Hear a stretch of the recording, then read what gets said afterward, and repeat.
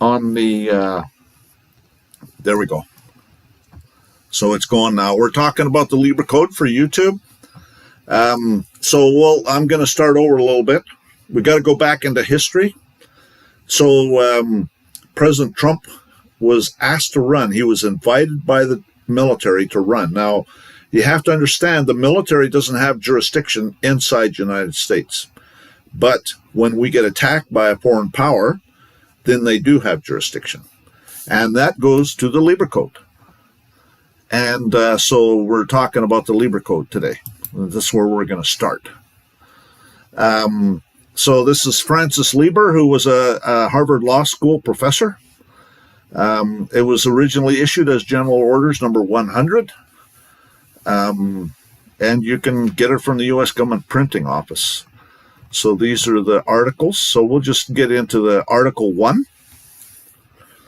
A place, district, or country occupied by an enemy stands in the consequence of the occupation under the martial law, the invading or occupying army, whether a proclamation declaring martial law or any public warning to the inhabitants has been issued or not. Martial law is the immediate and direct effect and consequence of occupation or conquest. And so the presence of a hostile army proclaims its martial law. Okay, so there's been an insurgency, okay? And so the military has to engage the enemy. That's their job. And so that's what a counterinsurgency is when the military engages the enemy. And so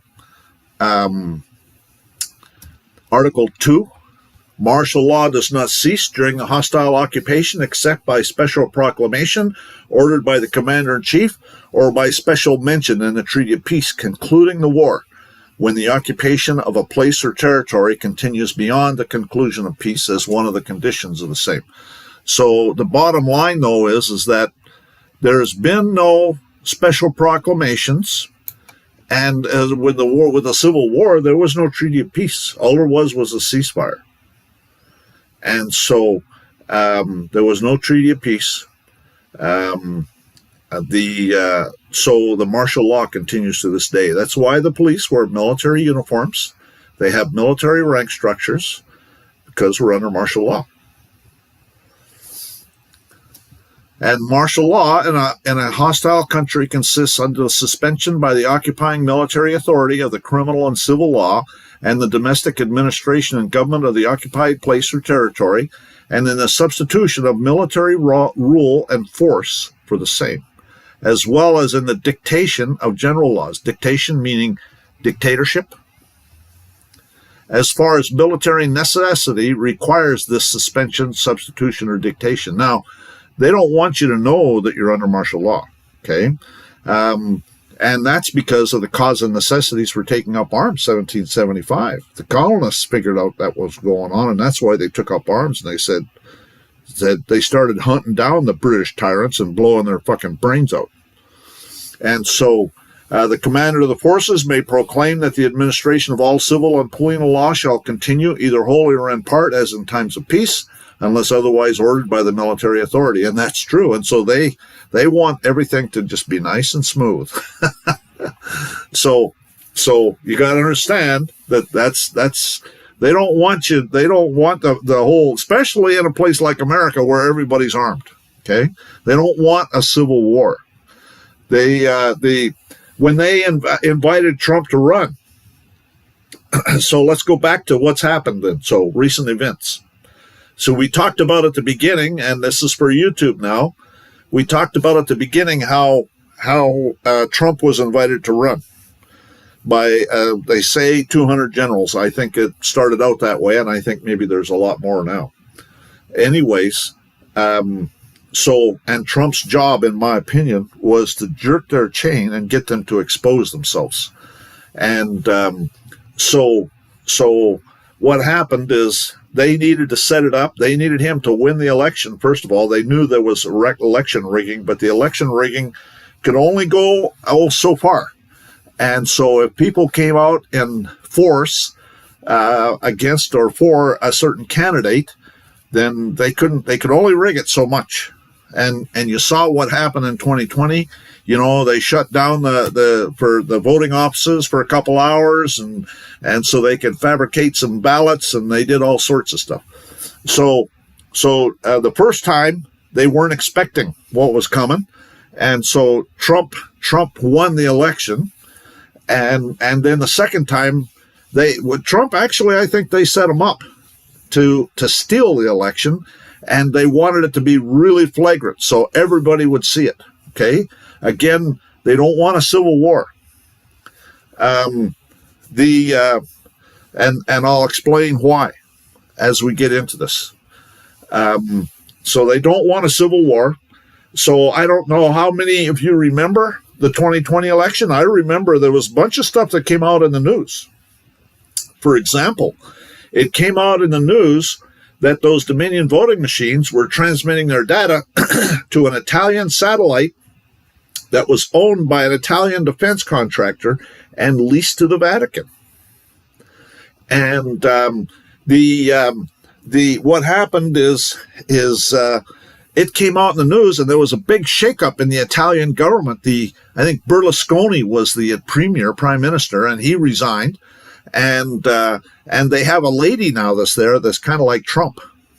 And so now you have to remember, see, the military, I mean, these guys are brilliant. This is their trade, their stock and trade about warfare.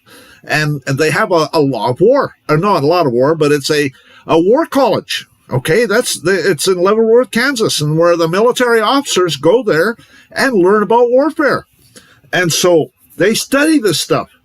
Anyways, so what happened is Trump, about halfway through his term, he'd issued an executive order about foreign interference in our election, right? Well, if these Dominion voting machines are transmitting their data to an Italian satellite, that's foreign interference in our election. And it said that he could seize property and do all sorts of stuff. Now, so what happened is what I heard. Okay, this is a rumor. Okay, I have no evidence of this at all, but I've heard it from a couple different sources, and I think that it probably did happen. And I'll tell you why in a minute. But the rumor is that we had seized anywhere, but there was a couple different rumors. There was 250 airplane loads of gold from the Vatican, and there was another one that talked about 650 airplane loads of gold. Now, I've worked on aviation all my life, okay, and so I could tell you that like a C-5 could probably carry, without any trouble, probably about 100 tons of gold, okay, and so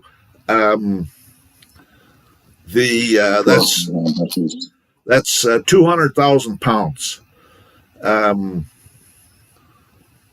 100 tons? Yeah, that's 200,000 pounds. That's about right. A fully loaded 747 takes off, and it weighs over 1 million pounds. And so a C-5 could carry about 100 tons. So you're talking 650 airplane loads, or 250. Okay, 250. I mean, that's a hell of a pile of gold. And now that was all nice. I heard rumors about that, but then somebody sent me a link to a website in Italy where the Italian police said that they saw U.S. troops in the Vatican around that time. Now that's a corroborating evidence. So I think that might have happened. Okay, if there was U.S. troops around that time in the Vatican, then why else would they be there? Think about it. So I've heard that there's 3 military bases that are bulging at the seam with gold. That's rumors. Okay, this is just rumors, but it's I believe that it's probably true because of that corroborating website where the Italian police said that they had seen U.S. troops in the Vatican around that time. So anyways, so that's the first thing. Then some other stuff that came out is, I don't know if you remember, this was on the news. Sidney Powell went home at night expecting to prepare Insurrection Act paperwork for Trump to sign the next day. And when she came back, this was on the news. I remember this. Mark Meadows, who was the chief of staff at the White House, had revoked her White House pass. And everybody was calling Mark Meadows a traitor. And I remember that. But what I've heard since then, okay, and this makes a lot of sense. But again, this is a rumor. Okay, it's actually 107. I heard that from, and 107 is a very interesting guy, I got to tell you. He knows people. You know, he's always traveling somewhere. You see him doing videos, and he's off the coast of Antarctica. Another time he's in Alaska. Another time he's at Mar-a-Lago, and he hobnobs with General Flynn and Mike Lindell and all these people. And so, you know, he's got some contacts. One of his videos, he said that he was on a yacht with a general when the Oklahoma City bombing happened. That's in 1996. I remember that because I was in Oklahoma City when that happened. And it was like I was working swing shift, and it was like the building shook. And it's like a truck hit the building. And so I remember that. But so anyways, and he was on a yacht with a general. So, and he was probably in his 20s, you know. I don't know how old he is, but I would say, you know, I mean, he was in the 90s. Well, I was in my 30s in the 90s. No, I was in the 40s. 30s, 40s, around there. Anyways, so the point is that he knows stuff, I'll tell you. Anyways, he said that when Trump met with generals all the time in the middle of the night, okay? Remember, why Trump was invited. Let's go back to that. There's a YouTube video with Jerome Corsi. I've got this in my book. There's a YouTube video with Jerome Corsi. Jerome Corsi is a guy that's got a PhD in political science from Harvard. He's got a website. He's got a YouTube channel. Written a bunch of books. Anyways, there's a YouTube video with Jerome Corsi where he says that in 2015, 5 generals came to see him, and they said they were going to overthrow Obama. And he said, well, you can do that if you want, but you might want to go talk to Donald Trump first. 3 months later, he gets a phone call. They decided not to overthrow Obama because Donald Trump had agreed to run for president. So there's the invitation. And that's according to Jerome Corsi. And I think that's a very credible source. That's firsthand knowledge for him. That's not rumors for him. Okay. Anyways, so what happened is that 107 said that Trump used to meet with generals all the time in the middle of the night. So think about it. They're giving him instructions on what to do. And on this night, this was, I think it was just before January 20th, because he was getting ready to sign the Insurrection Act. Anyways, the generals told him that he certainly could sign the Insurrection Act, but that if he did, that they believed within 6 months we'd be in a civil war, and they had gamed out all sorts of civil war scenarios, and that the Republic does not survive. And so he decided not to sign the Insurrection Act. So that explains why Mark Meadows had revoked Sidney Powell's White House pass, and why he didn't sign the Insurrection Act. So his job was to jerk their chain, and he's really good at that. You think about that. He's really good at that. And so what happened is after Biden took office, I got an email that said, Trump's going to get indicted, but don't worry, it's all part of the show. And then it was about 18 months before the first indictment. And so then Trump got us just before his first indictment. I've got this in some of my YouTube videos. Trump put out a meme, and he said, if you've been wronged by the deep state, I am your retribution. I'm going to go after the deep state when I get back into power. So think about it. What's he doing? He's jerking their chain. He wants them to expose themselves. So that's what they did, is they started indicting him with all sorts of crap, all sorts of lawfare. and a bunch of indictments. And before his most recent indictment, he actually started coming out and talking about public hangings. That was before his assassination attempt. So think about it, he's really good at jerking their chain, and he just loves doing that stuff.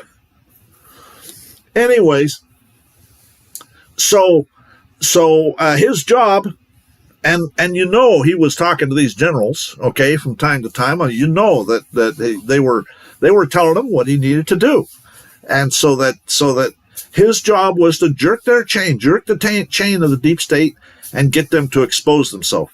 And then think of, I don't know how much you remember.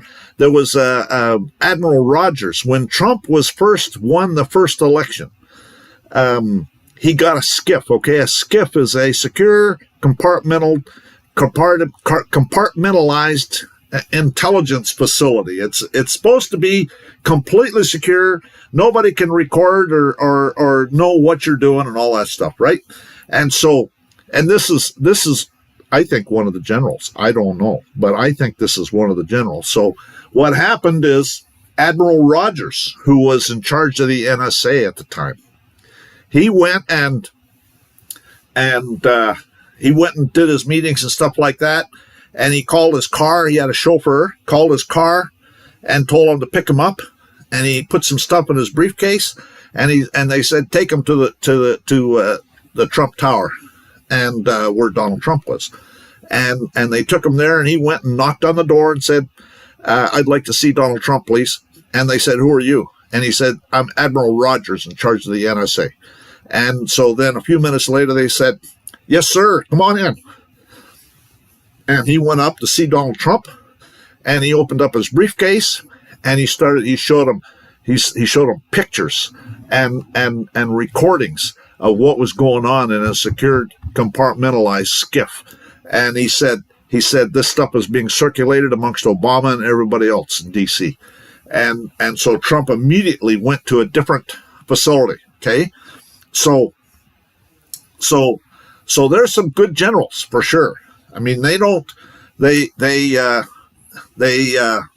to be careful what they do, because if they get exposed, then they won't get like General Flynn. He was in charge of the Defense Intelligence Agency.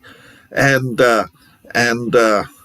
so they get to these positions, and then they find out, then the deep state finds out that this guy's a patriot, and they get blackballed like General Flynn did. So anyways, so what happened is that was when Trump first won the election. So now we're going back to the indictments. So he was indicted a bunch of times, and now he's won the election. But his job, okay, again, I guarantee you, he's meeting with these generals, and they're telling him what he needs to do. So that, because they do not want a civil war. If there's a civil war, the republic doesn't survive, and it will be massive loss of human life. Okay? And so they don't want, remember that Deagle.com, okay, showed that the population of the United States at the end of 2025 was 100 million people. That means they were planning on killing off about, 250 million people. And so that would certainly open us up to invasion by China, all sorts of stuff. And so their plan isn't working too well. And Trump has been able to sabotage it. Now, people talk about the COVID-19 and how he went and he didn't actually encourage people to take that damn jab. He did do the what do they call it, fast track. Well, the reason is they had been planning that for decades. Okay, they've been planning the COVID-19 and all of that for decades, and so he had to sabotage it. And so what he did is we're going to do the fast track. We're going to force you guys, because they were planning on having us locked down for like 10 years. And while they supposedly investigated, did trials on their jab. You see what I'm saying? And what he did is he forced them to bring it out before they were ready. And but he didn't. He said, I remember him saying, he says, anybody that wants to take the vaccination is going to be able to. But he took, remember, he got sick and he got a jab, but it was the hydroxychloroquine jab. And that was the real cure. Anyways, so we were attacked by the communist Chinese in 2020. They've been stealing our elections. Actually, and then there's Patrick Byrne. I don't know how many of you are familiar with Patrick Byrne. You need to watch. It's called The Enemy Within. I would highly recommend you watch the Patrick Byrne. It's a Rumble video. You have to pay for it. You have to pay for it, but it's not expensive. It's only like about $5. I paid for it. It's well worth it. You can watch it and see what's going on Patrick Byrne's part of the story, because that is very enlightening too. Okay, and he's completely unrelated to any of this other stuff. So Patrick Byrne used to be the CEO of Overstock.com. So anyways, we're back to the Lieber Code. So Article 4, martial law is simply military authority exercised in accordance with the law and usages of war. Military oppression is not martial law. It is the abuse of the power which that law confers. As martial law is executed by military force, it is incumbent upon those who administer it to be strictly guided by the principles of justice, honor, and humanity, virtues adorning a soldier even more than other men, for the very reason that he possesses the power of his arms against the unarmed. So anyways, I would suggest you get familiar with the Lieber Code, because that stuff's still going on, and it's now called the Law of War Manual, and it's about 1,000 pages, and all they've done is add to it. Okay, and there's treaties that we've gotten into since then. There's the Geneva treaties, the Geneva Conventions of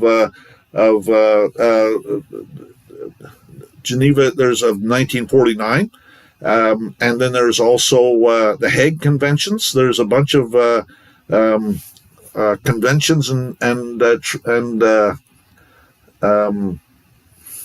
that govern behavior during war, and so you can accuse them of war crimes. So I would suggest you get familiar with the Lieber Code. I think we've covered that for now. Let me see here.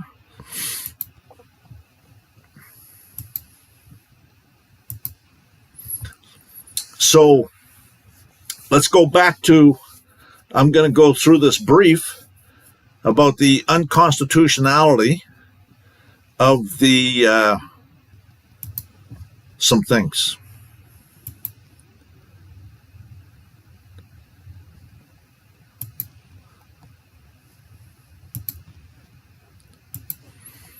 So I did a notice of constitutional challenge into my case. And so this is a brief that I attached to it. The Court of Appeals finally sent me their letter, because whenever you do an appeal, they send you a letter and say the filing fee, you have to pay the filing fee, you have to, they tell you to do some things so that, and then what they'll do eventually is send you a scheduling order. And so they finally sent me that letter. And so now I have to prepare my response here this weekend. So this is a brief in support of the Notice of Constitutional Challenge pursuant to your Color of Law Rule 5. Comes now demandants providing notice to the bought and paid for clerks masquerading as judges in this inferior legislative court and their executive branch congressional handlers in the District of Columbia that their 1871 corporation at 16 Stat Port 19, domiciled in the District of Columbia, and its minor estate scam are violations of the organic laws as follows. So there's 4 organic laws for the United States of America. We've been covering this in other YouTube videos. And so I would recommend you, because we've only gone through the Declaration of Independence and we started going through the Articles of Confederation. And so there's 4 organic laws And if you go to the Office of Law Revision Counsel, which is a U.S. House of Representatives website, they talk about this. Okay, and this is important because this is the real law. Okay, the Articles of Confederation and Perpetual Union, 1781, the Northwest Ordinance, 1787, and this Constitution for the United States of America, 1787.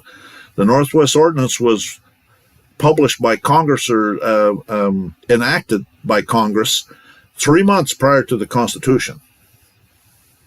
So, and the reason they did the Northwest Ordinance is because in the Definitive Treaty of Peace of 1783, the King of England granted Congress huge tract of land. It's basically the United States had all the territory south of the Great Lakes and the St. Lawrence River, to the west to the Mississippi River, and then south of that to the Ohio River Valley. So all that territory, so there's like about 5 states in that area right now, and that wasn't part of any of the original colonies.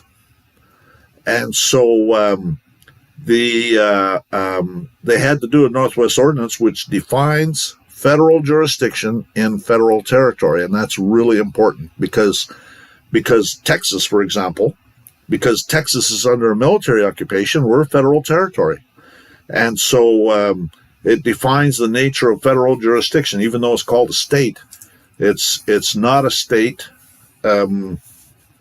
As it's actually comparable to the original 13 states, but because of the Civil War, it's questionable as to whether they still have military occupation here. They have it in Arizona. They actually have it because of the martial law that was imposed during the Civil War, and that martial law was imposed everywhere. So the District of Columbia 1871 Municipal Corporation is a violation of the organic laws because it's Roman law from the Vatican. Civil law, Roman civil law are convertible phrases meaning the same system of jurisprudence, that rule of action which every particular nation, commonwealth, or city has established peculiarly for itself, more properly called municipal law, to distinguish it from the law of nature and from international law. So, again, that's why these kangaroo courts, or they're all kangaroo courts, they're everywhere, because they're Roman law, which violates Article 1 in Amendment, which requires Congress shall make no law respecting an establishment of religion. And so they're bringing this Roman law from the Vatican on the land of America, and is bringing the Vatican's Roman law into the land of America, which uses fraud, deception to supersede and replace common law. And this is, there's no common law offenses against the United States, only those acts which Congress has forbidden with penalties for disobedience of its command or crimes. And under Texas law, no act or omission is a crime unless made so by statute. The legislature may create an offense and in the same enactment provide exceptions to its application. As found in the Causes and Necessities for Taking Up Arms, 1775. Statutes have been passed extending the courts of admiralty and vice admiralty far beyond their ancient limits for depriving us of the accustomed and inestimable privilege of trial by jury in cases affecting both life and property, to supersede the courts of common law and instead thereof to publish and order the use and exercise of the law martial. So that's important. So it supersedes and replaces common law. That's why they don't, they'll sit there, their codes say, oh, the common law applies, insofar as inconsistent with, they put all this lawyer language in there. And it's also talked about some of the reasons for the separation from the tyrant in the organic law of the Declaration of Independence, 1776. He's confined with others who subject us to a jurisdiction foreign to our Constitution, unacknowledged by our laws, giving his assent to their acts of pretended legislation, for transporting us beyond seas to be tried for pretended offenses. That's talking directly about the minor estate. For imposing taxes on us without our consent, for depriving us in many cases of the benefits of trial by jury, for taking away our charters, abolishing our most valuable laws, and altering fundamentally the forms of our governments. He's abdicated government here by declaring us out of his protection and waging war against us. And that's what every court case is, warfare. Okay, you got to understand that. That's Roman law. That's what Roman law is all about. It's warfare. Because common I law like is... collateral attack. Oh, sorry, Glenn. I like a collateral attack because they cut off your commerce.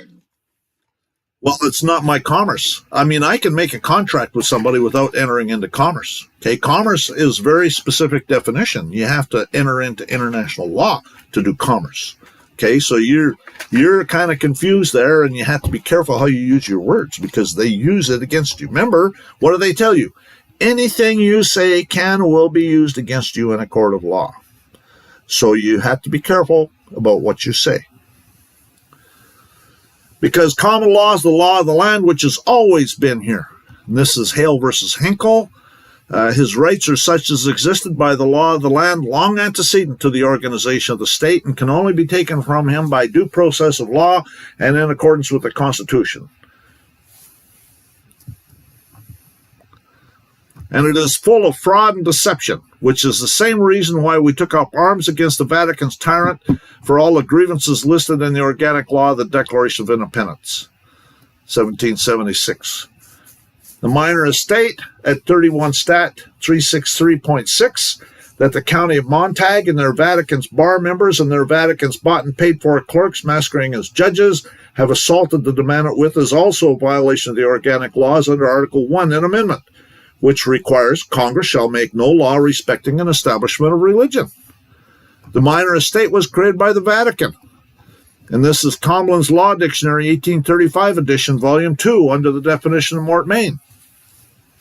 Yet still it was found difficult to set bounds to ecclesiastical ingenuity. That's the Roman cult, folks. For when they were driven out of all their former holes, they devised a new method of conveyance, by which lands were granted not to themselves directly, but to nominal fiefs, to the use of the religious houses, use being usufruct, thus distinguishing between the possession and the use, and receiving the actual profits while the season of the land remained in the nominal fief, which was held by the courts of equity, then under the direction of the clergy. That's the Roman cult, folks. Isn't that convenient, eh? The clergy gets to decide whether it's wrong or right. To be bound in conscience to account to the sestique use for the rents and emoluments of the estate. That's taxes, folks. And it is to these inventions that our practitioners are indebted for the introduction of uses and trusts, the foundation of modern conveyancing. And by the Vatican's tyrant with the Sestique V Act of 1666, at Chapter 11, 1819, which was for land titles, which was brought into America with the Code of Law for the District of Columbia at 31 Stat 1432, where it says,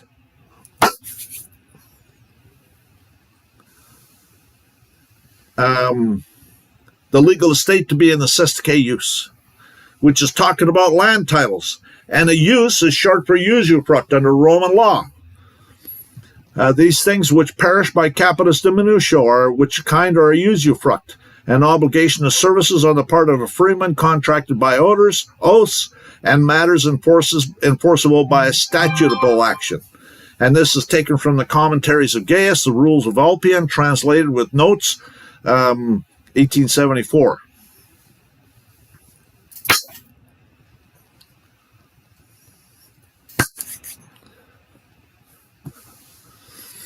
Which is a type of a trust, and a U.S. citizen minor estate entity is a taxpayer. Every taxpayer is a Sestique trust having sufficient interest in preventing abuse of the trust to be recognized in the field of this court's prerogative jurisdiction. A citizen of the United States is a civilly dead entity operating as co-trustee and co-beneficiary of the public charitable trust. The constructive Sestique Trust of U.S. Inc. under the 14th Amendment, which upholds the debt of the USA and U.S. Inc., and that's taken from Congressional Record, June 13th, 1967, pages 156-41 to 156-46. Okay, so that's a summary of 5 pages of a Congressional Record. So it's not, you won't find it in there, but if you read those 5 pages, it's essentially saying that. The Vatican's minor estate is also talked about as some of the reasons for the separation from the Vatican's tyrant in the organic law of the Declaration of Independence. And this is, again, the Declaration of Independence. He's combined with others to subject us to a jurisdiction foreign to our Constitution, unacknowledged by our laws, giving his assent to their acts of pretended legislation. for transporting us beyond seas to be tried for pretended offenses, for imposing taxes on us without our consent, for depriving us in many cases of the benefits of trial by jury, for taking away our charters, abolishing our most valuable laws, and altering fundamentally the forms of our government. He's abdicated government here by declaring us out of his protection and waging war against us, and is found in the causes of necessities for taking up arms, 1775. Statutes have been passed extending the courts of admiralty and vice admiralty far beyond their ancient limits for depriving us of the accustomed and estimable privilege of trial by jury in cases affecting both life and property, to supersede the course of common law and instead thereof to publish and order the use and exercise of the law martial. Janet Yellen and her predecessors used the Vatican's fraud and deception of their minor estate entity, GlennWinningham Fern. Now I say that the heir, as long as he's a child, differeth nothing from a servant, though he be lord of it all. And that's Galatians 4:1. To use it as justification to assault the demandant with the Commerce Clause, Article 1, Section 8, Clause 3, in violation of Article 1, Section 8, Clause 17. To deceptively assault the demandant with a quasi-contract. And this is assumpsit in its origin, an action of tort. Assumpsit was soon transformed into an action of contract, becoming afterwards a remedy where there is neither tort nor contract, based at first only upon an express promise. It was afterwards supported upon an implied promise and even upon a fictitious promise. Introduced as a special manifestation of the action on the case, it soon acquired the dignity of a distinct form of action which superseded debt. Now notice these words, these are commercial words that they're using. Which superseded debt, became concurrent with account, with case upon a bailment, a warranty, and bills of exchange, competed with equity in the case of essentially equitable quasi-contracts, going out of the principle of unjust enrichment. Surely it would be hard to find a better illustration of the flexibility and power of self-development of common law. Yeah. See, there's a lot of different types of common law. Anyways, both in Roman and English law, there were certain obligations which were not in truth contractual, but which the law treats as if they were. They were contractual in law, but not in fact, being the subject matter of a fictitious extension of the sphere of contract to cover obligations which do not in reality fall within it. Which requires the Vatican's minor estate / 31 CFR 363.6, U.S. citizen or other fiction. Constructive quasi-contracts are based solely upon the legal fiction or fiction of law. So the Vatican's bar members in the county of Montague can assault the demandant with their Texas tax code with their forced rendition, which is why the Vatican's fraud and deception of capitis diminutio. Capitis diminutio is the destruction or the kaput of legal personality. Capitis diminutio, so to speak, wipes out the former individual, puts a new one in its place. Between the old and the new law, there is, legally speaking, nothing in common. A juristic personality may be thus destroyed in one of three ways: by loss of status libertatis. This is capitis diminutio maxima. By loss of status civitatis, which is the capitis diminutio media, and by severance from the agnatic family. This entails capitis diminutio minima. And this is a textbook on the history and system of Roman law, Roman private law, and that's Black's Law Dictionary, 8th edition. Capitis diminutio maxima, meaning the maximum loss of status through the use of capitalization. That's all block capital letters. The highest and most comprehensive loss of status. This occurred when a man's condition was changed from one of freedom to one of bondage, when he became a slave. It swept away all the rights of citizenship and all family rights. That's Black's Law Dictionary, 4th edition. Because the Vatican's fraud and deception of capitis diminutio maxima is used when they enslave people, and they are Satanists using fraud and deception to sell people into slavery as collateral for their minor estate. He, the prisoner, has as a consequence of his crime not only forfeited his liberty, but all his personal rights, except those of the law, those which the law and its humanity affords him. He is for the time being a slave of the state. Which are non-judicial proceedings, because whenever a statute's involved, the Vatican's fake judge is actually a bought and paid for clerk masquerading as a judge. When acting to enforce a statute and its subsequent amendments to the present date, the judge of municipal court is acting as an administrative officer and not in a judicial capacity. Courts administering and enforcing statutes do not act judicially, but merely ministerially, but merely act as an extension, as an agent for the involved agency, but only in a ministerial and not a discretionary capacity. It's the accepted rule, not in the state courts, but in the federal courts as well, that when a judge is enforcing administrative law, they're described as mere extensions of the administrative agency for superior reviewing purposes, as a ministerial court for the agency.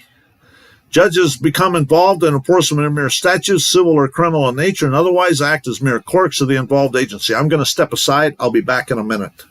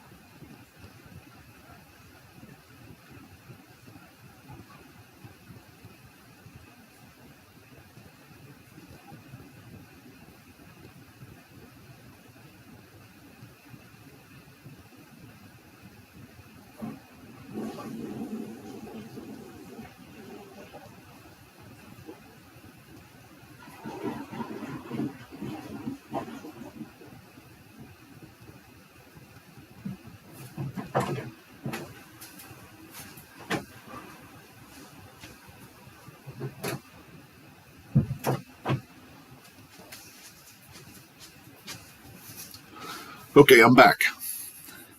Let me just check YouTube and see if they're getting anything.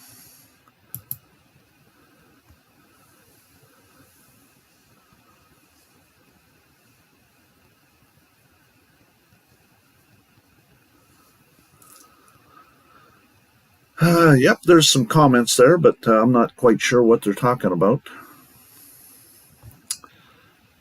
Anyways, so this is my constitutional challenge. It's in the Court of Appeals now, and I'm prepared to take it to the Supreme Court. I've actually been thinking about doing a Rule 11 motion like the Brunson brothers did, but I haven't yet. I still might. So we'll see. But, the remote viewers saw Congress adjourning for the last time, and I'm wondering, if that 1871 corporation's ruled unconstitutional, then that would certainly cause them to have to adjourn. And then that would create all sorts of interesting things.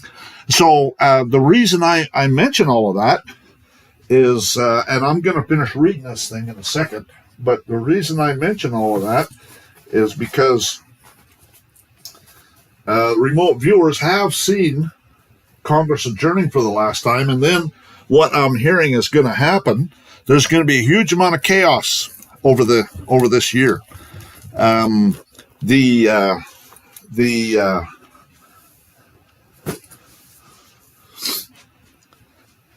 Guantanamo Bay, I don't know how much you know about Guantanamo Bay, but Guantanamo Bay has been expanded by a lot.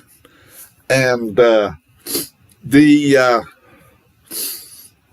got housing for 250,000 jail guards in Guantanamo Bay now, from what I'm hearing. That's what I'm hearing. And so there's the military is involved. We were attacked by a foreign enemy, by China, and by the Venezuelans. If you listen to Patrick Byrne, he says that Venezuela, they actually brag about having stolen the elections in 70 countries around the world. So we got to take our country back, first of all, and then we got to help these other countries deal with their issues as far as the stolen elections are concerned. So, we'll see how it all plays out. But what I'm hearing is that there's going to be arrests. Matter of fact, if you listen to General Flynn, he's saying he's waiting for Comey to get arrested. So we'll see. I don't know if Comey's going to be the first. He doesn't know if he's going to be the first or not. But he thinks that there's going to be some arrests, some very public arrests, and everybody's going to see it. And what they're saying is that they've got the budget for the rest of the fiscal year, the money appropriated. So then Congress is going to have money appropriated until the end of September. Now, if I go to the Court of Appeals, I could easily have my answer by then, although it might take longer, or maybe I'll do a Rule 11 motion to expedite it. Anyways, this is the issues that I'm bringing up.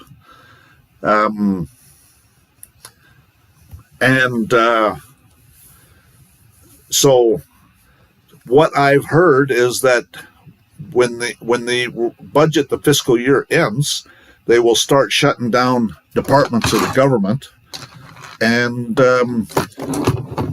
then Congress will adjourn for the last time, although I don't think there's anything about that yet, but that they will start shutting down departments of the government because the money will run out. And what I'm also hearing is that there's going to be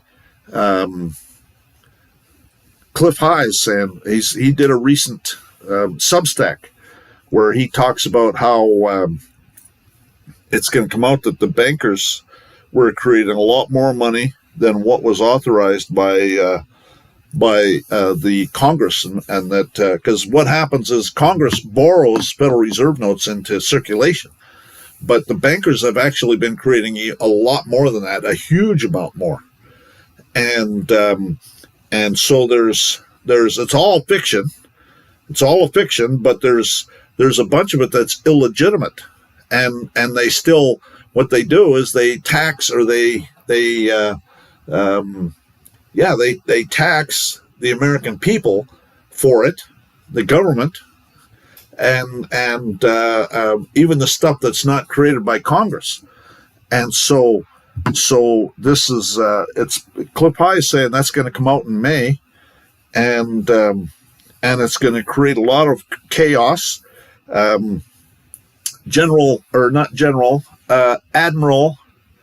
Retired Admiral Jim Rickards is saying that the price of gold is going to go to $26,000 this year. I think that that's probably conservative. Jim Rickards he's retired admiral, so he doesn't really come out and say things like that unless he really has reason to believe that it will happen. And he was the chief counsel at Long-Term Capital Management, and that was the first bailout that happened in the 90s, late 90s. There was the first bailout. And Jim Rickards talks about that. He's got YouTube videos where he talks about that. He's a very, very smart guy, I'll tell you, very interesting. And so he says that there's going to be 2 crashes on the 11th of April, which is Passover, 20% each, which will be put the stock market down to about 24,000. And if you know anything about what happened in the 30s, the stock on Black Tuesday, the stock market crashed. There's no doubt about it. But then it continued to crash for about 6 months before it finally bottomed. And so I guess we'll see how it all plays out. They have to destroy these riggers, the people that are rigging the metals, and I think that's part of what they're planning on doing. We'll see. This is a lot of this is educated guess. I have this is stuff I'm talking about now is just stuff I'm hearing from other people. But what you need to do is I would be buying silver. I wouldn't buy gold. It's too expensive. Silver is going to go up way more than gold.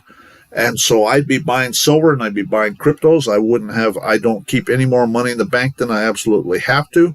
And that's me.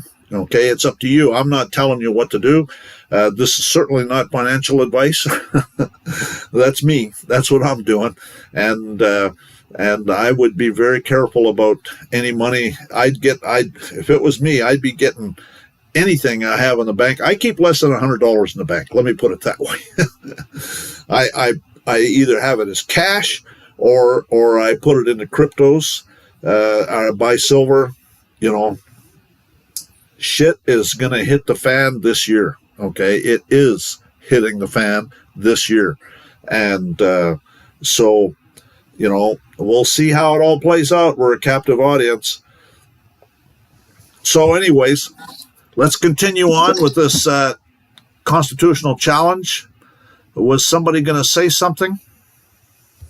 No, I was going to agree that things already have hit the fan because they're putting all these algorithms in place where there used to be a human that had to answer or try to transfer you off to a different department if you had a question regarding something. Now they put all the algorithms in place so that you can't even speak with a human. So that's happening here. I just hope that doesn't,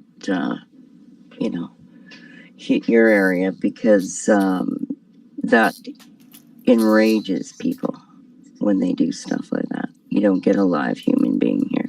You get a robot. I know I hate it when I get the robot, but I don't think that's going to change. Matter of fact, it's actually going to be beneficial for us. They've actually had Vance speaking about that, is that the artificial intelligence basically takes jobs away from people that are doing, simple jobs. But then they can do something that's more complicated and probably get paid more money. It makes their labor worth more, actually, if you think about it. So I guess we'll see how it all plays out. We're a captive audience.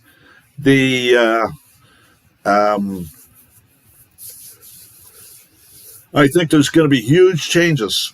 And there's a lot of jobs. What Clip High is saying, that these counties, he said that there's a real estate crash in progress, and I can agree with that 100%. Especially commercial buildings right now. There was Jim Willey talked about a commercial building in St. Louis that previously sold for $400 million, a 40-story office building, and it recently sold for $1.5 million. And so that's a huge drop. And Clip High said that because of property taxes and because of the costs of taking care of maintaining the building, that these banks will seize these buildings and they won't be able to sell them for any price because of the cost to maintain the building and the property taxes. And so they just won't be able to sell them. The banks will have to go bankrupt. And so for any price, won't be able to sell them for any price. And so that's going to start that's Clip High said that's going to go on for 20 years. He said that in 20 years from now, the most valuable real estate will be urban farms where people set up urban farms and grow organic food. And they don't have to truck it anywhere because you're in the middle of the city. And so there's all sorts of people around that want to buy the fresh fruit that's organic. You see what I'm saying? And so if it was out in the country somewhere, then they'd have to pick it green and truck it into the city before it spoils. And if it's in the city, then they don't have to do that. And there's a lot of that makes a lot of sense to me, I'll tell you. But that's going to be like, it's going to take a long time for it to get all sorted out. But that would be, what I'd really like to do that. I'll tell you, I love gardening. So, anyways, have some hot houses, and you could just do all sorts of things. Anyways, so let's go on with this brief in support of the notice of constitutional challenge, which is why it's called a bill of pains and penalties, similar to a bill of attainder, in violation of the organic laws of this Constitution for the United States of America, Article 1, Section 10, Clause 1, and Article 1, Section 9, Clause 3. Bill of attainder means a legislative act, no matter what they're formed, and applied to either named individuals or easily ascertainable members of a group in such a way as to inflict punishment on them without a judicial trial. Well, let's think about it. That's what happens. You're not having a judicial trial. It's an administrator, okay? And it can be against you personally. It's the legislative act because he's an administrator. And so a bill of attainder is a special legislative act prescribing punishment without a trial for a specific person or group. Bills of attainder are prohibited by the U.S. Constitution. And I can tell you in Canada, I would be bringing that up, okay? But it's going to be, if you go to the CanLII and do a search for a attainder, the Supreme Court of Canada has ruled they're unconstitutional. And so that's the argument, okay? Any traffic offense, that's an attainder. It's a bill of attainder, and a bill of pains and penalties. It's treason, false oaths. You want to get me going? Or? Well, that's easier to argue this, but it certainly is. I mean, but it's the administrative hearing, okay?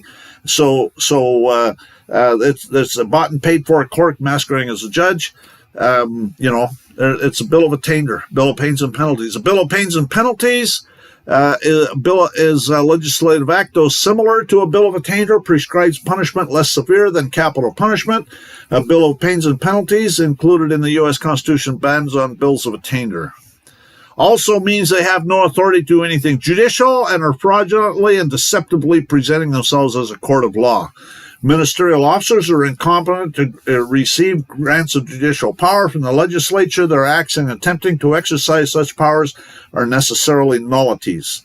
Their legislative inferior court might be a superior court of general jurisdiction under certain circumstances. The court of general jurisdiction is presumed to be acting within its jurisdiction until the contrary is shown. But when a superior court of general jurisdiction undertakes anything that's in derogation of common law, it becomes quad hoc an inferior court of limited jurisdiction. To be the statutes which would deprive the citizen of the rights of person or property without a regular trial according to the course of usage of common law would not be the law of the land. And their maritime codes have absolutely nothing to do with common law. When, therefore, a court of general jurisdiction proceeds under a special statute, it becomes a court of limited jurisdiction for the purpose of such proceeding. And that's Book 21 of Corpus Juris Secundum, Courts, Section 2. Accordingly, where a court of general jurisdiction undertakes to carry out a special power, a decision made and exercise of such power is treating as a ruling of a court of limited jurisdiction, and the presumption applicable to a court of general jurisdiction that it acted within the scope of its jurisdiction does not apply. It is familiar law that when special statutory authority and derogation of common law is conferred on courts of general jurisdiction, such a court of general jurisdiction becomes quad hoc a court of inferior or limited jurisdiction. Therefore, it is actually an administrative hearing for their maritime code. Ministerial act is an act that a public officer is required to perform in a prescribed manner in obedience to the mandate of legal authority without regard to his own judgment or opinion concerning such acts' propriety or impropriety when a given state of facts exists. Discretion, on the other hand, is the power conferred on public functionaries to act officially according to dictates of their own judgment. When acting to enforce a statute and a subsequent amendments to the present date, the judge of municipal court is acting as an administrative officer and not in a judicial capacity. Courts administrating and enforcing statutes do not act judicially, but merely ministerially, but merely act as an extension, as an agent for the involved agency, but only in a ministerial and not a discretionary capacity. It's the accepted rule, not only in the state courts, but of the federal courts as well, that when a judge is enforcing administrative law, they're described as mere extensions of the administrative agency for superior reviewing purposes as a ministerial court for the agency. Judges who become involved in enforcement of mere statutes, civil or criminal in nature and otherwise, act as mere clerks of the involved agency, which is a fraud and deceptive because the actual executive agency working for the executive branch. The word administrative or as synonymous with the word executive.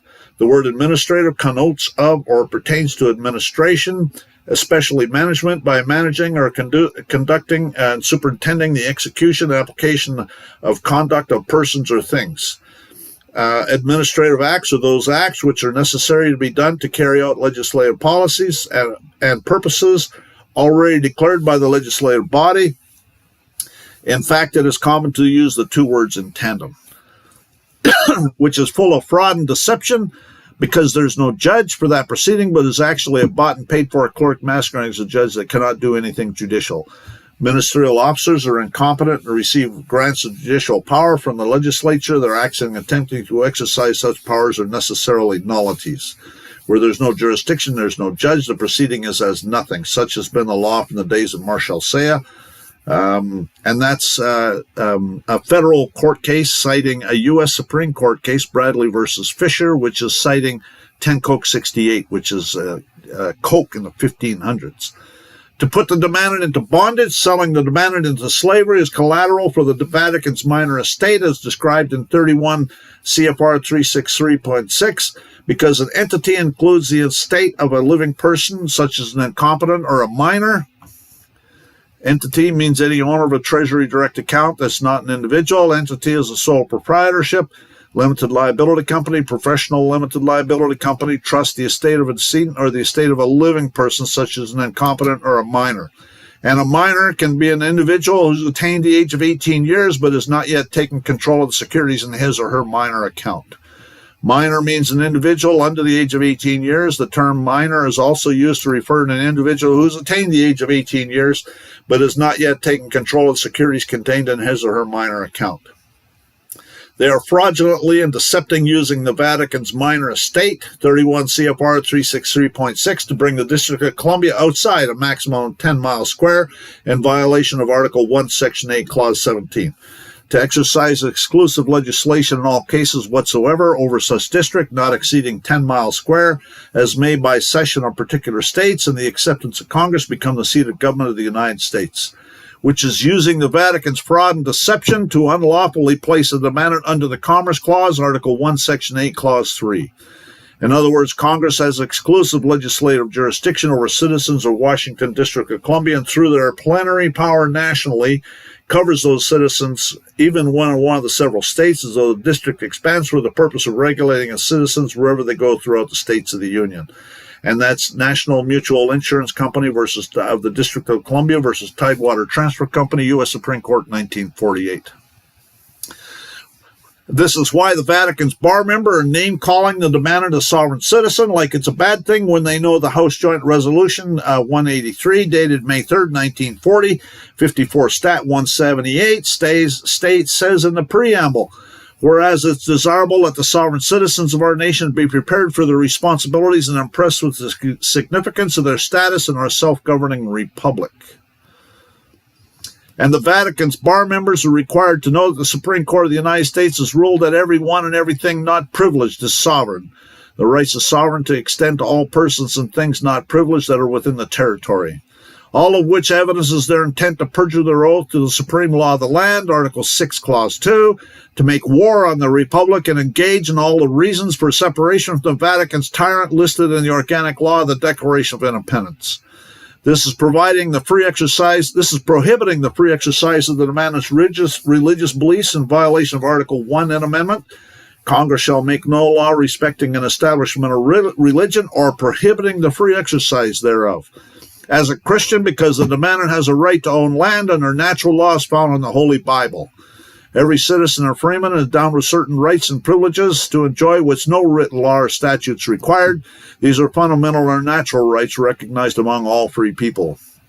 which is satanic, because the Vatican is a necromancer with their minor estate, and is bringing dead things to life and prohibited under God's laws found in the Holy Bible.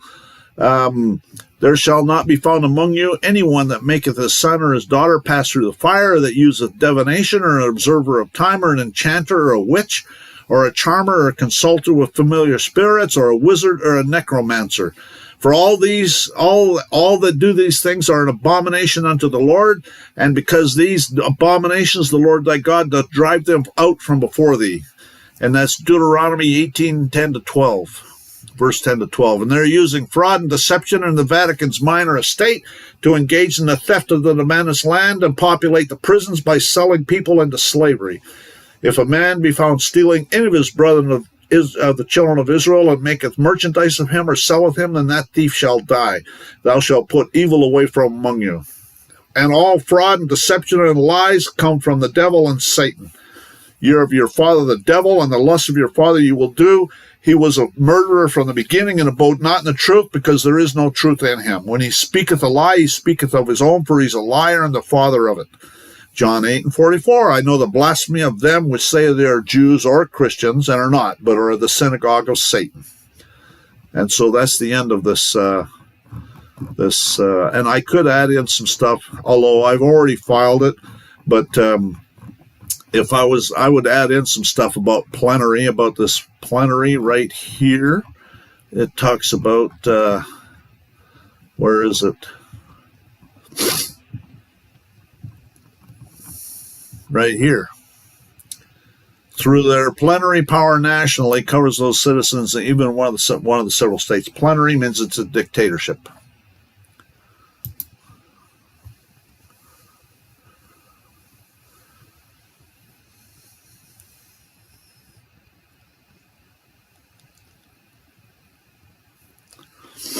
So, anyways,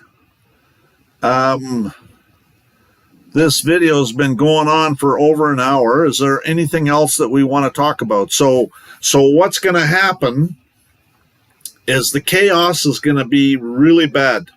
They're saying that the 10th of April, I mean, that's like 2 weeks away now, 2-3 weeks at the most, that there's going to be crash. I guess we'll see. This is rumors at this point. But you need to be prepared. It's going to get really ugly, but there's also going to be major, major opportunities. Even I'm hearing Warren Buffett is selling all of his real estate. And so there's other people that see it coming. I'm telling you. So I would, I don't know. It's you got to decide how you're going to do. Everybody's got to decide for themselves. But sometimes, the important thing is just get out of the way. You can't fight everything. So the best thing to do is dive for cover and get out of the way. So since this is a constitutional challenge, where is it being filed? Well, I filed it with the district court, and it's going to go to the Court of Appeals. That'll be the Fifth Circuit, U.S. Court of Appeals for the Fifth Circuit. And I'm preparing my response right now, today, and I'll have it in the mail on Monday. And so that's going to happen. And so then I'll have to, it usually takes a while for this Court of Appeals. So it'll take months. It won't happen quick. I guess we'll see how it all plays out. But so at any rate, and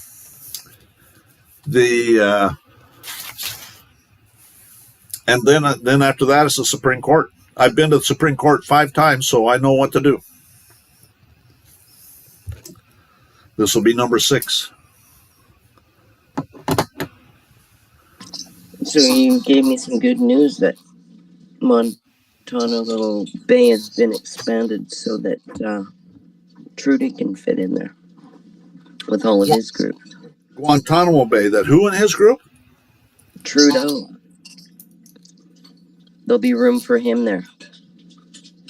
I don't know how that's all going to play out. I guess we'll see. There are U.S. prisoners that are there. Guantanamo Bay. I don't know if you know where Guantanamo Bay. It's on the far side of Cuba. It is. It's Cuba. It's been a very desert-like area where nobody else wants to go, even though it's the Caribbean. Yeah, I didn't know it was that bad, but I know that it was an area that was leased by the U.S. government a long time ago, and it's interesting. That tells me that if you understand that, the Civil War was started because the South fired on Fort Sumter. Okay, Fort Sumter was a U.S. military base in South Carolina. And so the South fired on it. It's alleged that the South fired on it. I think it was probably a false flag operation. But the bottom line is that I think that the South was just anchoring to go to war. They figured they'd win, and they found out different. And so the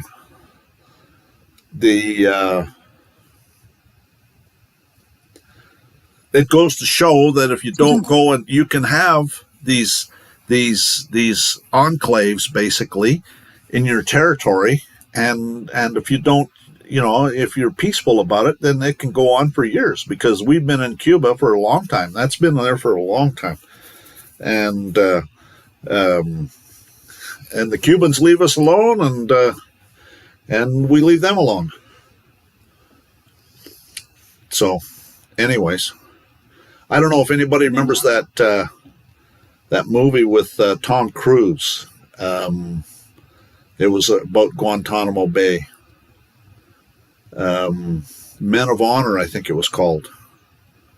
It was pretty interesting, where they got that general to admit that he committed a felony, and it was a colonel. Actually, it was a colonel, a Marine colonel, and yep, it was pretty interesting, the politics that goes on with that stuff,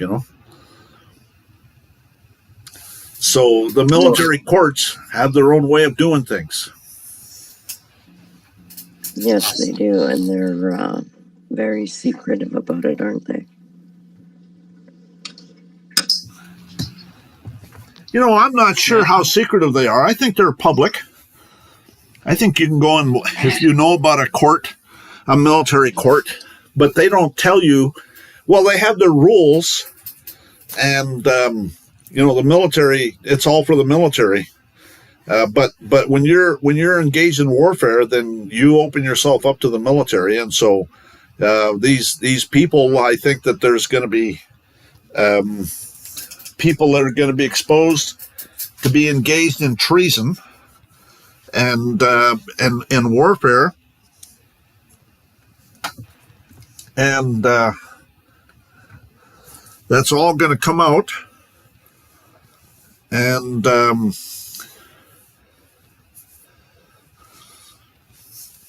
It's unlawful to have U.S. military operating on U.S. soil in a military capacity. It is, unless there's warfare. That's where it becomes legal. When we're attacked by a foreign enemy, then all of a sudden everything changes. What about if that foreign enemy is within? Isn't that what you've been talking about the whole time, Glenn? What's that? Isn't that what you've been talking about the whole time? About what? The Vatican. Exactly. Foreign agents operating on United States soil. Yeah, that's true. But it's more than that. It has to be warfare, and so a theft of an election is an act of war. I don't disagree, but it was It put was in put in place place by those given. Oh, yeah. What's that? So we were attacked by the communist Chinese with the biological warfare agent. I think that was probably the first thing that they could prove that was foreign interference. Oh, and foreign interference with our elections. They had to be able to prove it, and they were able to prove it, and so that's what. so the election theft and the foreign interference, that's why Trump issued that executive order. And that's why the military is stepping in, because there's foreign interference in our elections, and so they're going to be arresting a lot of government officials and for giving aid and comfort to the enemy. Okay, so a county official that helps with the election theft is giving aid and comfort to the enemy. That's the definition of treason in the Constitution. And so that's going to be a problem. There's people going to be charged with treason, and they're going to be taken to Guantanamo Bay, and they're going to get some free room board for a very long time. So, and there's probably some people that are going to get put to death. I don't know how that's all going to play. I'm glad it's not up to me, because I certainly wouldn't want to be a part of a decision like that. I don't wish that on anybody. As much as they're evil, I'm glad that's up to somebody else. But so anyways, do we have anything else we want to talk about here today?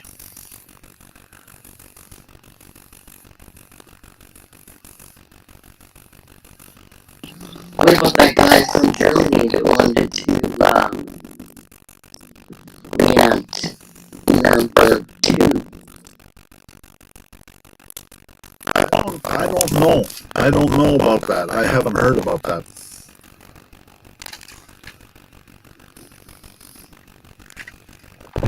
Reenact Nuremberg 2.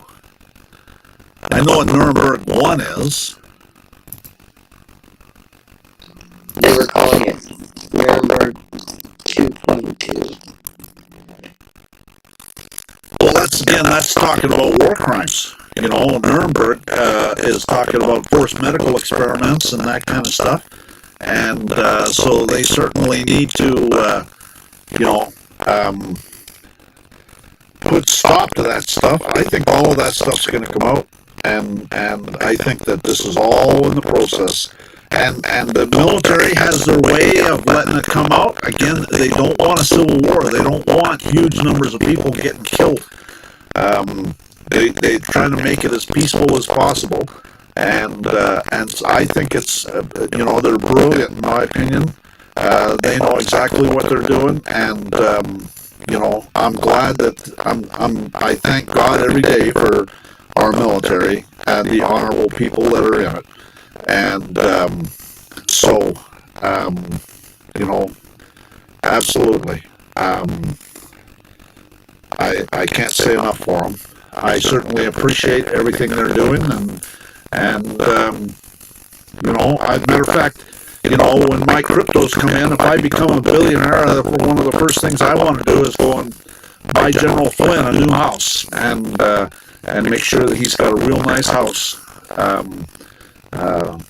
Because he got his house, he lost his house when they did their lawfare on him, and so I want to make sure that he's got it taken care of. There's a bunch of people that I want to do things for when I get to be. I have a bunch of veritasium. I don't know if you know about veritasium. Veritasium is they're talking about it's going to be used to veritize everything.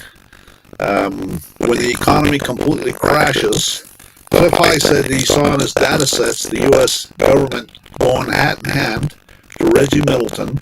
Reggie Middleton is the guy that he patented it. He has a patent, so they have to go to him because he's got the patent. They can't go to anyone else because that would be a patent violation. That would be encouraging lawlessness. So they have to go to Reggie Middleton.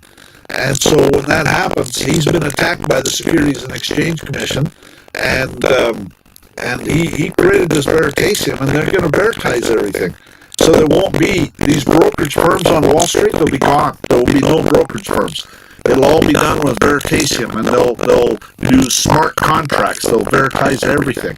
I've got like about 250 veritasium. Cliff High said that'll be worth more than Bitcoin. And they're saying Bitcoin's going to be over $1 million. So that means that I'll have, who knows, maybe a bill, I don't know. But so, just from those 250 veritasium that I got, and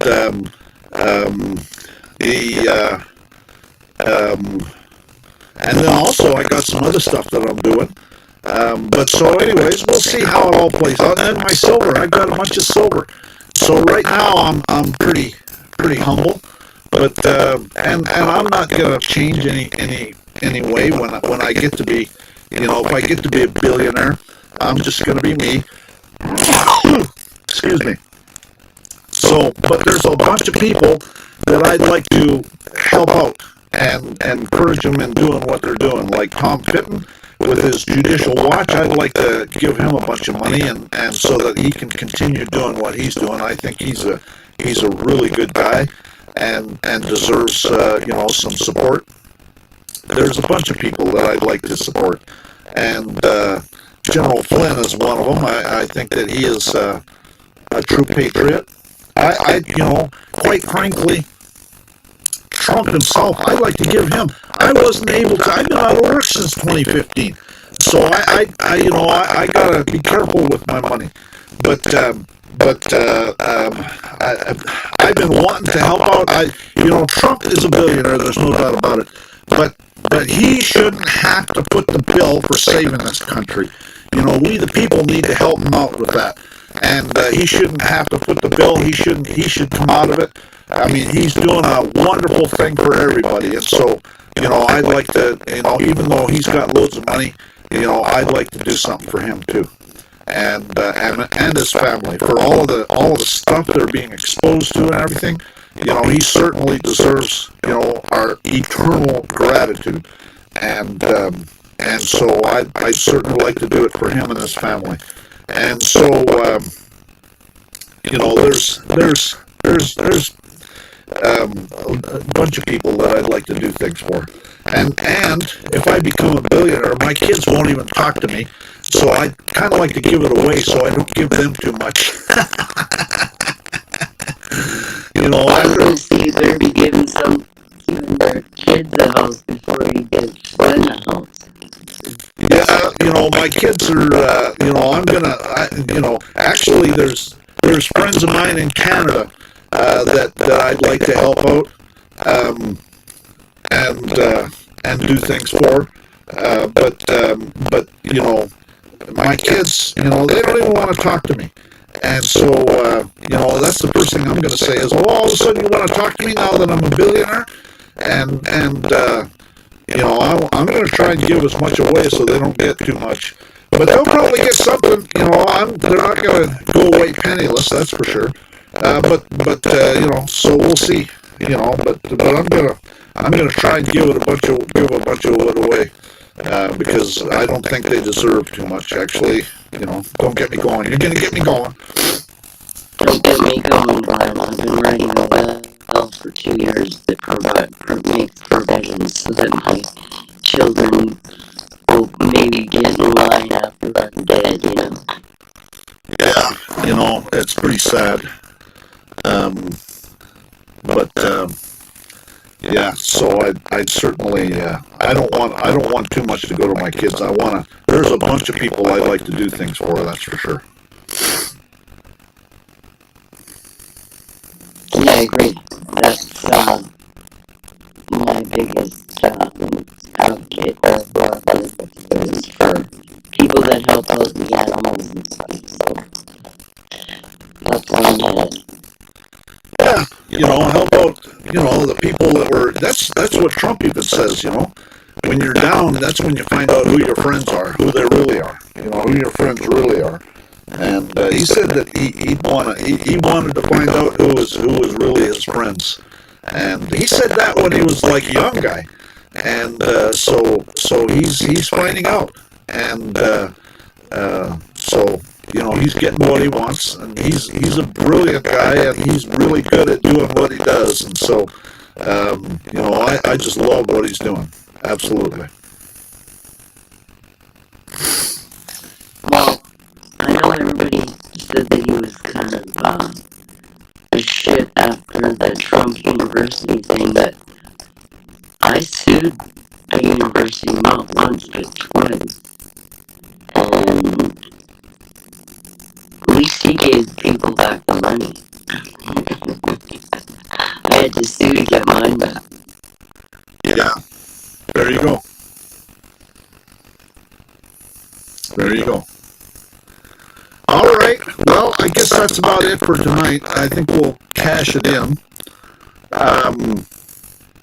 Thanks everybody for watching. It's a networking thing. Is really shitty on this end. You're buffering really badly, and I don't have any bad tranny jokes if I get tonight either, so I just gotta sign off, but I hope you'll come back and talk speak with us. I will. And I had a real nice time in Arizona. I was in Phoenix, and I just love Arizona. I know I'm going to end up there anyways. And I love it. Huh? Is it warm? Were you wearing shorts? Well, it wasn't that warm. It was still pretty cool. There's been a lot of wind and stuff. And it was like in the 60s and 70s in Arizona. So it wasn't, but it's been like that here too. And so it was comparable to here, actually. Usually it's in the 80s and 90s, especially this time of year, but it was actually kind of cool. But, well, hey, if you ever miss the ocean and, like, you want to see it rain cats and dogs, like, for days on end, you're welcome here anytime. yeah, I like Vancouver. Vancouver's nice. But it's communist Canada, and I try and stay away from communist Canada right now until there's some regime change. I'm staying away from communist Canada. But yeah, you're right. Vancouver was one of my favorite areas in Canada. Just because it was 60 below in Alberta, and you go to Vancouver and it's raining, and I used to think, man, I'll take the rain any day. It runs off all by itself. Yeah, it's nice in the summer for sure. With the ocean and everything. Yeah. Absolutely. Yeah, and the agriculture. Okay, thank you, Glenn. Have a great evening, and thank you for coming. All right. Hear from you. Thanks for everything, and same time, same place next week. Same time, same place, same channel next week. Perfect. I'll be waiting. All right. Here, Glenn. Talk to you later. Bye. Send me the video. Absolutely. All right. See ya.